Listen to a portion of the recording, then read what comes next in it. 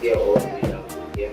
There's a small risk reward, 1:1.4. And but once the news events did come out at 5:30, that's when the market did end up going a bit crazy, giving us much of a deeper pullback towards the main seller of the area right here. And you can see gold there within 4:30, that specific time, and the market did end up coming down lower.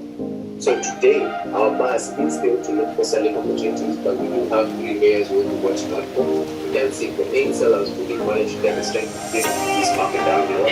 They can hold below this layer, give the patient that layer here. So we'll be looking for sales and then holding below this layer. You can see right now we have this support and resistance layer where the seller who are holding chances this is a layer of support. Right now, as a 5-week reach the downside, it's the layer of resistance. So holding.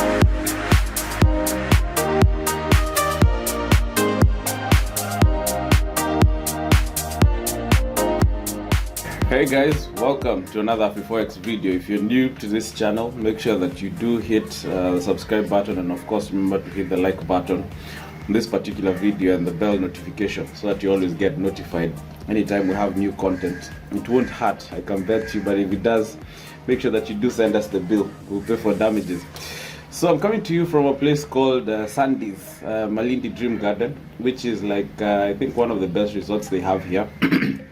But there's so many resorts in Malindi, but I guess this one is the one I decided to end up trying out. It's almost like a fairly new establishment, but it's really good. Haven't been down to Malindi in quite a while. It's been a number of years, so I decided why not come down this side. Very good place, very hospitable, you know, the people who work here. And also the most interesting thing, and the thing that really impressed me the most, is that I think majority of the staff in this place actually speak Italian, and they're very fluent. I think it's also because there are so many Italians who actually come down to Malindi, so they're very fluent in the Italian. You know, some are really good at German, because there were also a lot of Germans in Malindi before the Italians came through, you know, and some are also starting to learn, I think, Polish, because there are also a lot of Polish people now coming here, and you know, it's amazing. I found some guy who's also very fluent in, I think, German, Italian, and you know, French, and very fluent. When I mean fluent, I mean fluent. I'll possibly get someone to teach me, you know, some Italian before I leave. But anyway, when I come to you, of course, you do know that I'm going to be answering a question or two. There's one thing that I've been seeing a lot, and I decided to do, you know, what is it that 5% know that 95% don't? And when I mean 5%, I mean, you know, the professional traders. What is it that they know that 95% never will? And why is it that 95% of the people keep giving the 5% money? So, starting off with point number 1, and I think there are about 10 points that I can think about. So I'll try to see how I can possibly break down maybe this video into 2 or something of the sort. So number 1, 5% know that over trading actually underpays, and this is why we always say less is more. You know, if you keep on trading and over trading, you know, going past, you know, your goals and whatever it is that you've set out for the day, or revenge trading, that type of trading is actually going to kill you. Less is more is important, and over trading pays. Why? Sometimes you think that maybe waking up early in the morning to actually start your trading, and if you end up having, you know, so many hours to actually have screen time, then you possibly think that you're going to be making more money. Trading doesn't work like that, you know, and that's the way it is. It just doesn't work like that.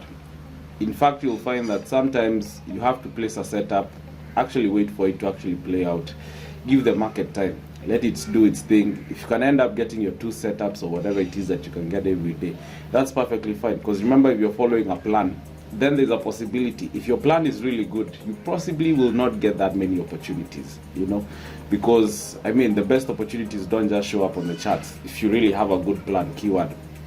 If your plan is not that good, then maybe you'll find opportunities all over the place. But professionals really have to wait. Less is always more, and you really have to work on your patience, which is something that we're also going to work on, or talk about rather.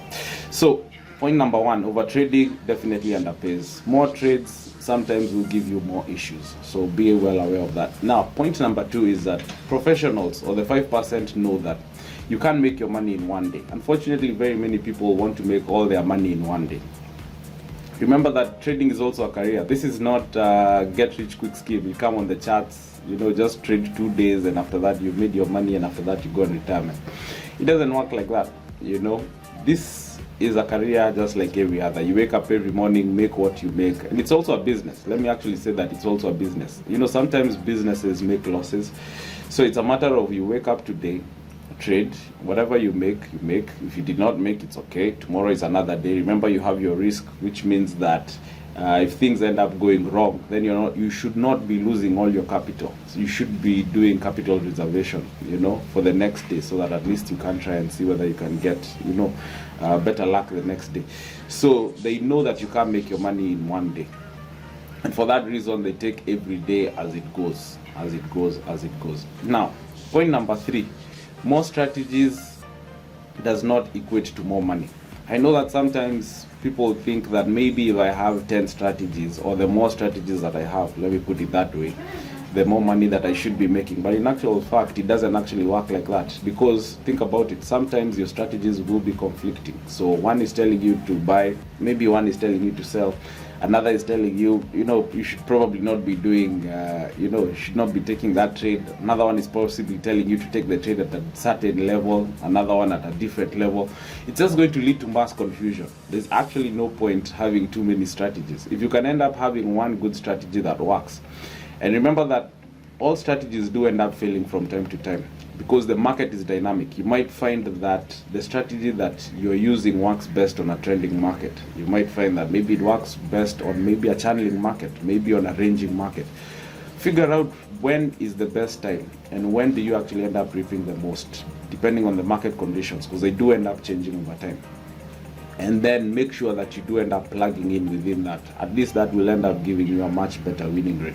But remember that all strategies do fail. You will go through a series of drawdowns, and unfortunately what happens is when you go through the series of drawdowns, that's where most people keep on, changing strategies, and you could actually end up playing that game for quite a number of years. I was actually there for so many years, only to come and realize that if you end up getting a good strategy, or a strategy that at least you've back tested, there will be those seasons when you will not be making money. You could actually go through a losing streak of maybe 7 to about 10 trades, but maybe when the market does end up shifting, you can easily end up recovering, and that's the reason why risk to reward is always important. All right, so make sure that you don't really get too many strategies. If you can get one good strategy, you should be fine. More strategies is not necessarily equivalent to more money.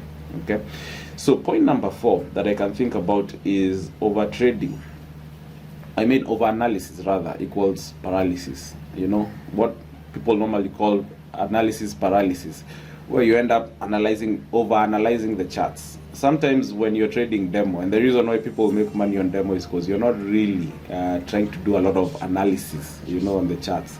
You just see a trade based on your plan, you take it, leave it, and voila, it works. When it comes to live, because now you're trading with real money, and the emotional attachment to money just becomes so real, you end up thinking that maybe if you end up doing a bit more in-depth analysis before you take the trade, then the odds are going to be better for you. Just make sure that you do follow your plan. If your plan tells you that you should be buying, it's ticked all the boxes on your checklist, make sure that you do end up taking that trade, because if you do not, and let's say you start overthinking about it, you might actually end up either not taking that trade, or you could actually end up taking the trade in the opposite direction, or taking it much later after you do end up waiting for too much confirmation. So make sure that you just follow your plan. And the key word, and at least you can't say that I keep drawing back to the same thing, plan. Make sure that you do have a plan. Do not overanalyze, just follow the plan. When you see a trade, just take it. Don't really think about it. Okay? So overanalysis or analysis paralysis, try and avoid that. Now, point number 5 is patience pays. I know that I've talked about patience. Make sure that you're always patient, especially when you do end up approaching a set and go type of approach. Take your trade, wait for the market to play out. Remember, you need to give the market time. Patience when it comes to taking trades, also patience when it comes to holding on to trades. So those are the 5 steps that or the 5 things that 5% know. I'll talk about the other 5 in the other video. So see you in the next video. Cheers, guys. Bye for now. So my name is Lucy. Wacha nianze kuambia, nataka kusema hi, how are you? Nasema ciao, come stai? Ciao, come stai? That's hi, how are you? Molto bene, grazie. Molto bene, grazie. Molto bene, grazie. Yeah. What's that? Very well, thank you. Very well, thank you. What if I'm enjoying this place? Mi piace molto questo posto. Imenipita hivyo. Ati? Mi piace molto questo posto. Hey. Right? Yeah. Interesting. Very nice. Very easy.